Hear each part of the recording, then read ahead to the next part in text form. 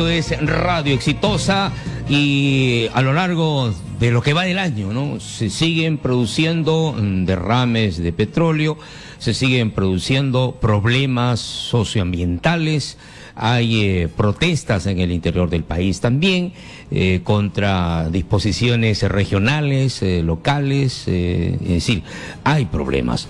Ahora, de los informes que generalmente, mensualmente emite Defensoría del Pueblo, se conoce el último informe por el cual precisan que han surgido 2 nuevos conflictos sociales durante el mes de febrero. Se ha dado cuenta de 208 conflictos sociales, de los cuales 142 están activos y 66 latentes. Es decir, en cualquier momento pueden hacerse activos. La mayor cantidad de conflictos sociales que se desarrollan en una sola región se ubican en los departamentos de Apurímac, 23 casos, Ancash, 22 casos y Puno, 18. Hay 79 casos en proceso de diálogo. Las acciones colectivas de protesta han totalizado casi 100, estamos hablando de 98, y felizmente no se han registrado muertos ni heridos.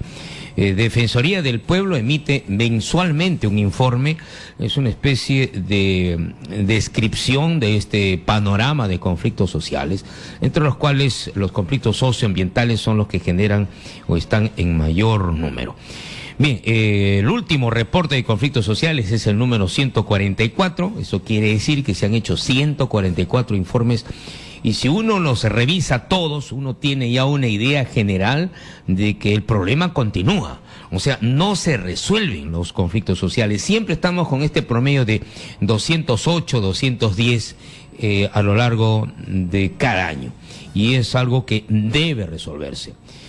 Para ello vamos a conversar en algunos instantes con representantes de Defensoría del Pueblo y de esta manera vamos a conocer mayores pormenores, qué es lo que pasa, por qué no se resuelven. Entre tanto, hay interrogantes de nuestros oyentes, ¿por qué no?, respecto a estos temas, si lo desean. Esto es Radio Exitosa, ahí están nuestros teléfonos, 251-9422 y 467-4499. Bien, y como les decía, pues hay 2 nuevos conflictos sociales durante el mes de febrero que han generado expectativa, sobre todo en los estudiosos de Defensoría del Pueblo. Ya estamos con el señor Porfirio Barnechea, ¿no?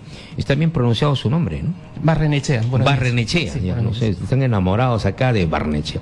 Usted es el representante de la Defensoría del Pueblo y ¿qué nos dice pues respecto a estas conclusiones a las que ha llegado su informe, el último, el 144?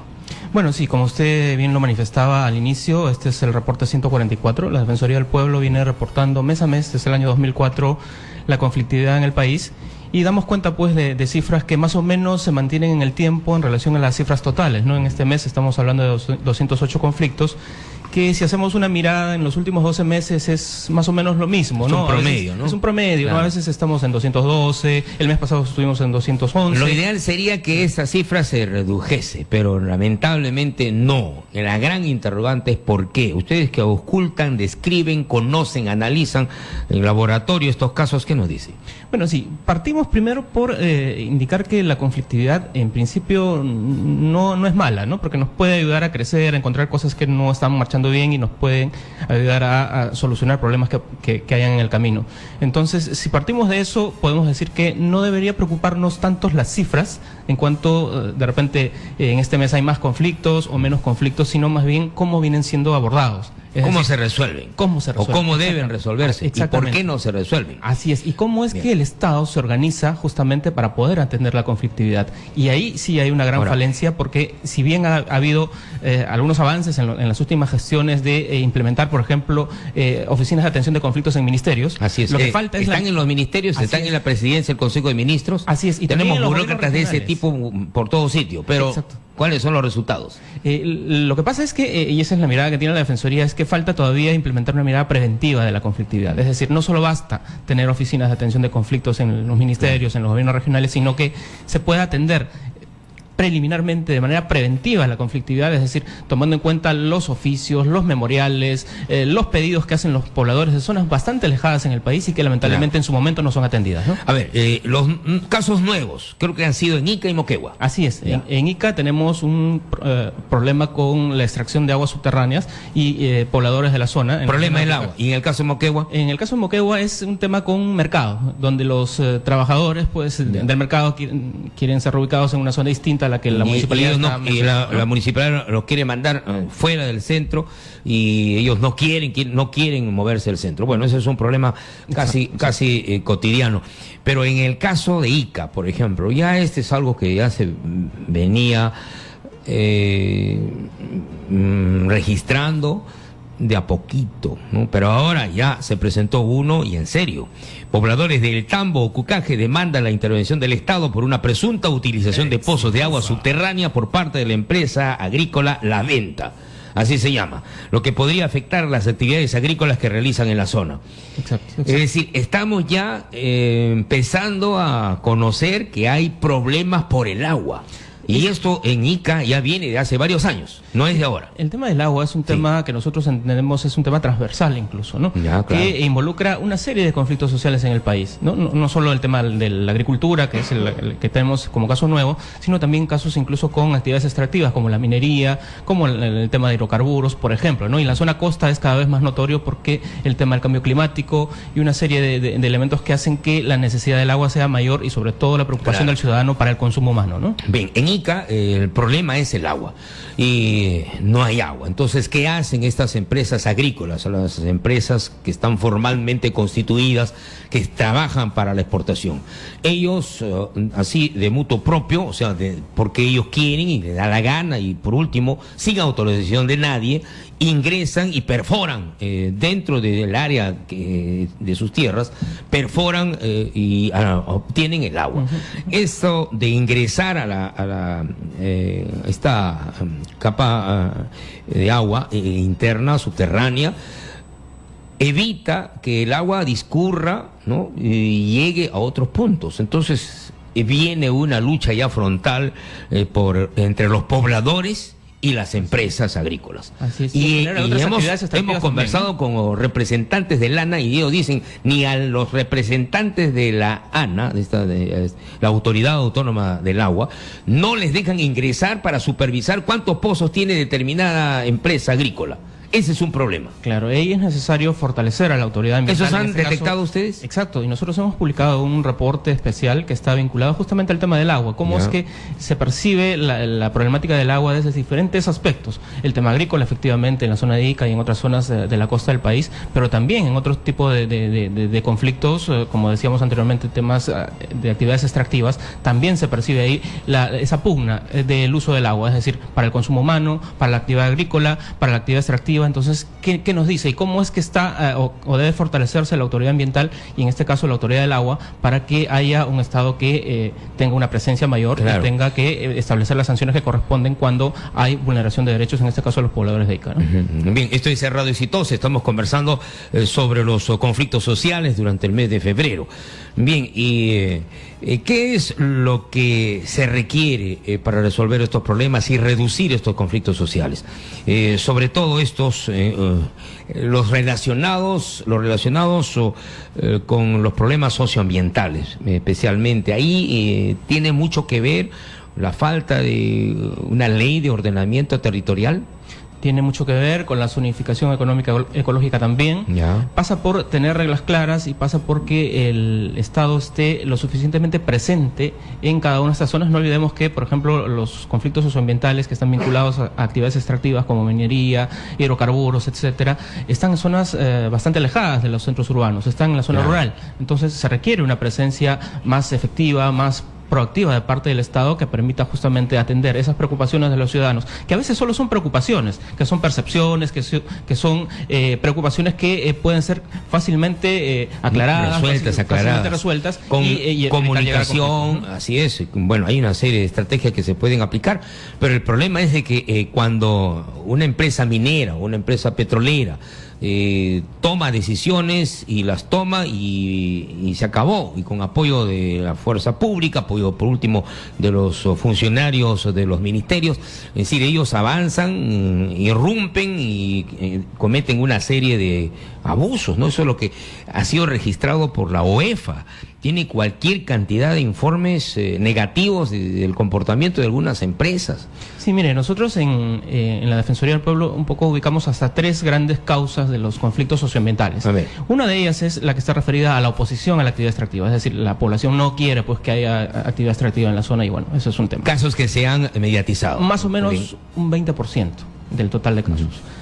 Hay otro gran grupo que está referido a los temas de relacionamiento, que es lo que usted menciona, ¿no? Temas vinculados a acuerdos, compromisos, faltas que cometen las empresas en relación a las comunidades, y ahí hablamos más o menos de un 30-35%. Y luego fuerte. Ahí nomás, antes que cite usted el tercer grupo.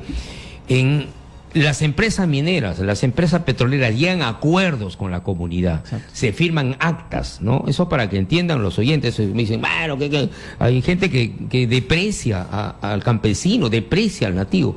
Yo he tenido oportunidad de conversar, no, pero si son unos cuantos. No son unos cuantos, son pueblos, son naciones, por último, que tienen su idioma, su lenguaje, su costumbre, su cultura, su cosmovisión. Eso es lo que nosotros conocemos. Bien, entonces, ¿qué es lo que pasa? Lo que pasa es que estos acuerdos se incumplen. Ahí viene el lío. Sí, exacto. Y ese es justamente el tercer grupo de causas de los conflictos socioambientales, el incumplimiento de acuerdos. Y eso pasa por seguramente reuniones previas de buena fe, donde se llegan a suscribir varios acuerdos y que luego no se cumplen, ¿no? Y ahí hay responsabilidad de las empresas, efectivamente, que no cumplen lo que prometen, y también del Estado, porque a veces el Estado no supervisa, y por lo tanto ahí hay una gran brecha que genera una serie de descontentos en la población. Son las 10:18, estoy en Radio Exitosa, estamos conversando sobre los conflictos sociales con un representante de la Defensoría del Pueblo, don Porfirio Barrenechea. Dígame, en lo que se refiere a las disposiciones recientes que han flexibilizado las normas ambientales, prácticamente ya que las empresas hagan lo que quieran, que la UEFA, por ejemplo, le han cortado los brazos, solamente mira y hace su notificación y ahí queda. ¿Qué es esto? ¿Dónde estamos? Sí, hayan habido observaciones de parte de la Defensoría ya en su momento, cuando salió la norma que restringía la intervención de OEFA por 3 años. Básicamente está orientada a poder restituirse esas facultades que tiene, y sobre todo las facultades de fiscalización y sanción. Claro. Porque si la empresa está marchando bien, en buena hora, ¿no? Pero si algo está marchando mal, pues tiene que ser fiscalizada y sancionada, porque finalmente ¿quién es el que sufre las consecuencias? Es la población, y es el mismo Estado que a veces no tiene la posibilidad de tener una presencia efectiva en la zona, ¿no? Claro, por ejemplo, Pluspetrol tiene una multa acumulada de 40 millones de dólares, esto a lo largo de los 15 años, eso está emitido y jamás ha pagado. ¿Por qué? Porque todo lo judicializan, lo van al juez y dicen no, que es un abuso. Entonces, ahí termina la cosa. Ahora último, la sanción contra Petroperú. Se espera que sea también una cifra millonaria, ¿no? De las multas. Claro, pero de ahí a que se pague, habrá justamente que esperarlo. Se requiere un Estado fuerte, ¿no? Un Estado que haga valer y haga sentir que toma decisiones y que establece las sanciones que corresponden. Pero eso pasa también por entender que un Estado fuerte tiene que ser también cuidadoso de los derechos de los ciudadanos. Y no olvidemos que las cifras de violencia, sobre todo del 2015, son bastante alarmantes. Claro. Y esto de los conflictos socioambientales genera en algún momento extremos, y se llega pues a la violencia, y hay muertos, hay heridos, en fin. El año pasado, total de personas? El 2015 ha sido el año más violento. 2015. El 2015. Estamos hablando de más de 872, si mal no recuerdo, personas heridas y 19 personas fallecidas. Comparativamente con los años anteriores, estamos hablando de 3 o 4 veces más por año en relación a lo que ha venido siendo los lamentables muertes y heridos. Todo eso se puede resolver, señores congresistas, todo eso se puede resolver con la Ley de Ordenamiento Territorial. ¿Existe experiencias de países vecinos con la aplicación de la Ley de Ordenamiento Territorial? Colombia, por ejemplo. Por cierto, Colombia es uno de los ejemplos importantes, sobre todo en la región, que permite decir que es posible poder ponernos de acuerdo. Claro, el Estado, las empresas, incluso la población, y tener las normas claras y saber dónde se puede hacer una actividad y dónde no, y dónde hay que preferir otras que beneficien a la población. Claro, yo no entiendo. Debe haber pues alguien que le dirá pues a los gobernantes, ¿sabe qué? No hay que resolver nada, déjalo así. No entiendo esa política, porque estamos, si yo fuese autoridad, estamos para resolver los problemas, no para hacernos de la vista gorda, que es lo que se está viendo en los últimos tiempos. Y lo que se necesita es que esas decisiones a las que usted se refiere pues se tomen de manera oportuna, claro, no esperando que hayan muertos, heridos o detenidos para recién empezar a tomar decisiones, ¿no? Ese es el gran pedido que hace la Defensoría en relación a la conflictividad, tomar decisiones antes. Ahora, la mirada preventiva de los conflictos, perfecto, de la que hablamos. El papel el papel de la Defensoría del Pueblo es simplemente monitorear, es una especie de campanazo que le da al oído del gobierno. Tenemos hasta 3 niveles de intervención, dependiendo, en el caso de conflictos sociales, dependiendo de en qué estado está un conflicto. En primer lugar, ustedes ingresan y estudian todos estos problemas de conflictos sociales. ¿Por qué? Porque así lo señala la ley, ¿no? Así ¿Sí? es. Tenemos una competencia constitucional que nos permite supervisar a la administración pública. Pero tomando en cuenta que en los conflictos sociales hay también el riesgo de vulneración de derechos, también tenemos posibilidades de intervención, porque así también lo dice la Constitución. Y en esa lógica es que cuando hay un conflicto que recién se está iniciando, pues hacemos lo que usted menciona, ¿no? Monitoreamos, informamos, sacamos nuestro reporte, tratamos de alertar a la autoridad que hay conflictos en el país y que son necesarios atender. Claro. Pero cuando ya llegamos a situaciones de crisis, por ejemplo, donde ya la alerta pues ya está incluso fuera de tiempo, lo que corresponde es una intervención humanitaria, por ejemplo, ¿no? Para ver el tema de las personas heridas, fallecidas, en fin. Y cuando estamos en un proceso de diálogo, que es el ideal de encaminar un conflicto, ahí la Defensoría del Pueblo interviene para, en algunos casos, conducir los procesos de diálogo, en otros para facilitar, en otros nos piden participar solo como observadores, las empresas, incluso los pobladores piden a la Defensoría del Pueblo que esté poco para garantizar que lo que se vaya a acordar pues sea bueno y favorable para la población, ¿no? Entonces hay varios niveles de intervención ahí, ¿no? Y los conflictos se mantienen. Aquí tengo el reporte de ustedes, conflictos sociales registrados por mes entre el año 2015 y 2016, enero del año pasado 210, enero de este año 211. Continuamos en lo mismo, ¿no? O sea, una ley de ordenamiento territorial, ¿qué significa? Significa que, muy bien, en esta zona, en este valle, es solamente cultivos, agricultura. En este otro lado es minería, en este otro lado es pesquería. Y entonces, de esa manera se ordena el territorio. Por eso se llama ley de ordenamiento territorial, y eso no quieren. ¿Quiénes no quieren? Eso es lo que falta, ¿los grandes ¿no? intereses? Es probable, ¿por qué? ¿no? Es probable, porque y también la inacción de algunas autoridades, ¿no? Que finalmente no toman las decisiones. Pero la inacción es falta de voluntad política, pero por algo, ¿no? Yo, dice, ¿sabes qué? Toma un billete y no hagas nada, quédate callado y se acabó. Eso es lo que realmente pasa en nuestro país. ¿Hasta qué punto la corrupción también está metida en esto? Bueno, tiene mucho que ver, ¿no? Tiene mucho que ver en la conflictividad, sobre todo, ¿no? Porque no olvidemos, ¿por qué las poblaciones se quejan de que no pueden gozar de los beneficios de la actividad extractiva? Porque en el camino, por el tema de canon, por ejemplo, se van perdiendo por corrupción, por incapacidad, una serie de proyectos y de obras que puedan llegar a la población, ¿no? Aquí tengo otro cuadro interesante también para que nuestros oyentes conozcan. Los conflictos sociales, la mayoría está en manos de una solución del gobierno nacional, ¿no? Son 137 casos, es el 64%. Gobierno regional, 41%. Gobierno local, mucho menos, 21%. Poder judicial, hasta el Poder Judicial también tiene casos. También y no resuelve porque cada proceso judicial demora una eternidad.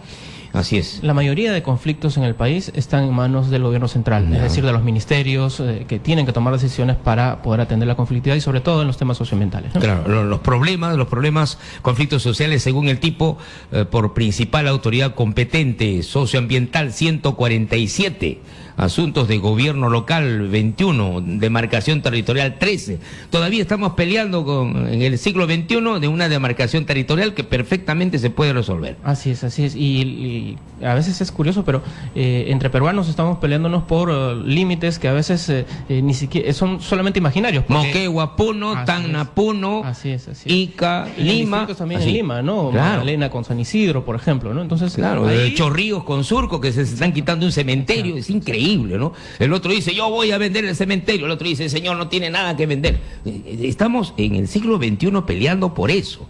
Es decir, cuando nosotros debemos estar resolviendo otros problemas, ¿no? Bueno, pero en la medida que haya realmente esa problemática, hay que atenderla. Lo que no hay que hacer es dejar de verla, de atenderla en su oportunidad, porque si no, poco a poco, ese descontento de un sector va a ir creciendo y seguramente generando una situación de conflictividad mayor, ¿no?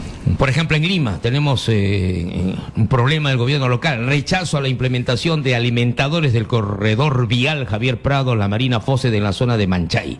Ese es un problema que también ha quedado latente, ¿no? Que involucra ahí a una serie de pobladores que se sienten afectados por, sobre todo, los costos y el recorrido que hace en este caso, esta empresa municipal, ¿no? Así es. En Ancash, los pobladores de Pomabamba se movilizaron contra la municipalidad provincial, exigiendo la demolición de un grifo que se encuentra cerca del terreno en el que se construirá el Hospital de Salud de Pomabamba. Ese fue un caso bastante crítico, que fue el mes de enero. Ya no está en el reporte de febrero, pero sí que involucró incluso la presencia nuestra. Estamos de Huaraza a Pomabamba, cerca de 8 horas de distancia. ¿Y se resolvió o no se resolvió? Sí, se resolvió. Se llegaron a acuerdos ahí. ¿Sale el grifo?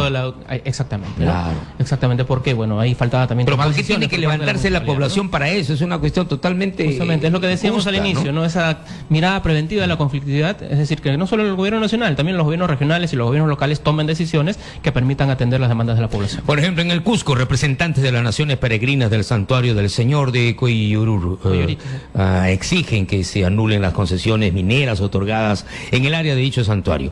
Esto por temor a que las actividades mineras afecten este santuario y a la tradicional festividad religiosa.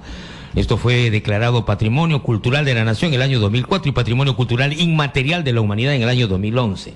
¿Se respeta o no se respeta? Ni los santuarios respetamos acá. Pasa lo que usted decía, ¿no? El tema del ordenamiento territorial, ¿no? Claro. Si hay una zona reservada, si hay zona declarada Patrimonio Nacional o Cultural, en fin, es cuestión algo que nos gustaría, al menos es mi opinión, que Defensoría del Pueblo aborde el tema también de la discapacidad, por un lado. No hay nadie que resuelva estos problemas. El Estado no se mete para nada. Ha dado una ley cuya reglamentación se dijo que se iba a dar 1 año, se dio en 2 años. Y por último, hasta cierto punto es inaplicable. El otro punto es el problema de los santuarios turísticos. Hay muchos sitios arqueológicos que pueden ser explotados por el turismo. Y se arrasa con todo. Es decir, no aprendemos nada, ni siquiera de los mexicanos. Los mexicanos no tienen lo que tenemos nosotros y sin embargo han potenciado toda su arqueología y en estos momentos tienen alrededor de 80 millones de turistas al año. Y nosotros tenemos apenas 3 millones de turistas. ¿Ve usted la diferencia? Pero ahí, como usted decía, hay que tomar decisiones. Pero también en el tema de discapacidad tenemos nosotros una área de atención de personas con discapacidad. Atención en todo caso de conversar con la persona indicada. Hay un área de discapacidad que atiende, ¿no? Bien, sería interesante ver qué es lo que pasa. Bien, entonces ya estamos... entrando pues a mes de marzo y abrigamos la esperanza pues de que los conflictos sociales se resuelvan vía comunicación interna o externa, ¿no? O sea, la comunicación es la base para un buen entendimiento, dicen los teóricos. Así es, el diálogo, que es lo que nosotros planteamos, que es la base para que pueda haber una buena comunicación y llegar sobre todo a acuerdos, es fundamental, ¿no? La idea es poder atender la conflictividad. Conflictos siempre van a haber, no todos pensamos igual, no todos tenemos los mismos intereses y por lo tanto puede haber ahí un desencuentro. Pero lo que hay que hacer es encaminarlos por el diálogo, por la comunicación y evitar la violencia. A juicio de los especialistas de la Defensoría del Pueblo, el problema de Conga, Tía María, es un problema latente.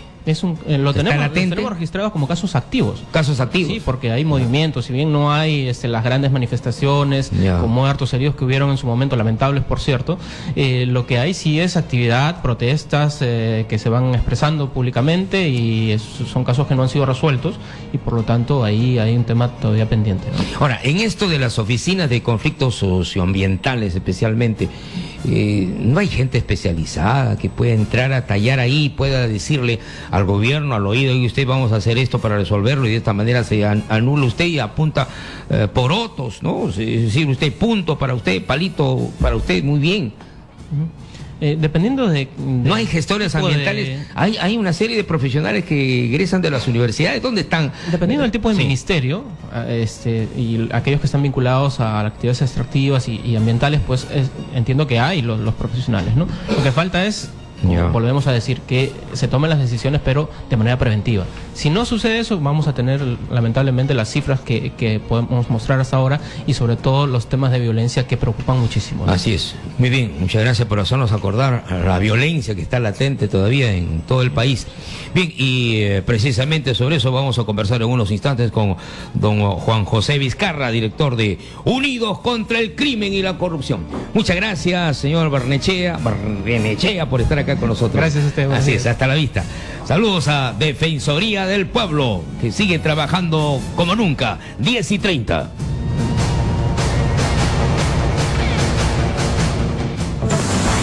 Ya volvemos con